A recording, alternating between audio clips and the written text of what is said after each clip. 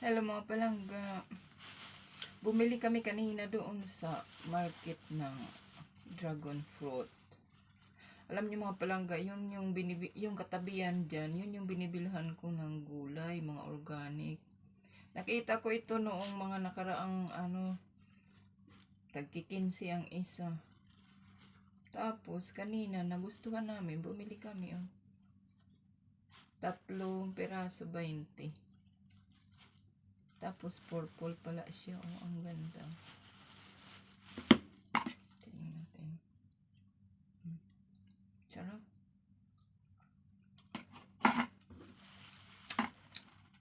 Sarap ito masyado kung nalagay ko sa rip. Pero saglit palalamigin ko. Ilagay ko doon sa freezer. Tatakipan ko lang yung plastic.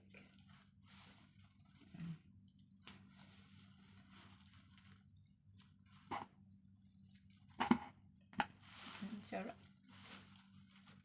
Ang ganda ng kulay. Purple. Diba?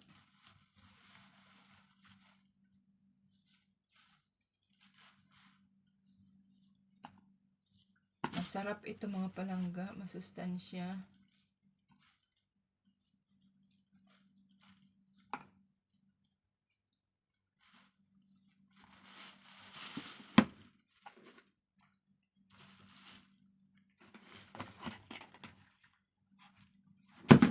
Yan, tumba.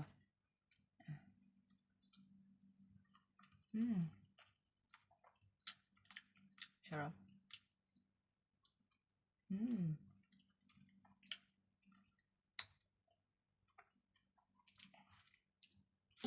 Tapos kasi dalawa kami na bumili, 20 ang 3 peraso. So dalawa edi 40 ang benta niya.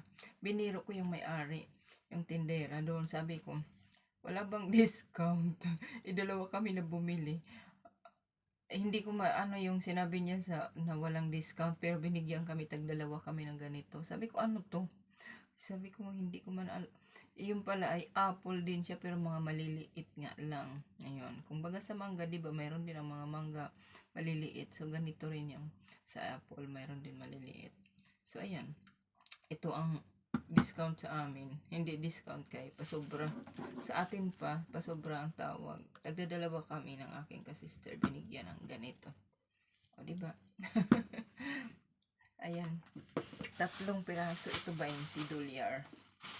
Ito pa yung isa. Ano. Hindi ko alam kung purple pa ito na isa. Siguro po hindi na siguro purple. Ito siguro ang purple. Ay, ewan ko lang. Tingnan na lang natin. Pag binuksan ko na. So, ayan. Thank you for watching. Ito ng ating dragon fruit na binalatan. Ilalagay ko sa rip para lumamig saglit. Thank you for watching. Nagkulay purple na ang ating kamay.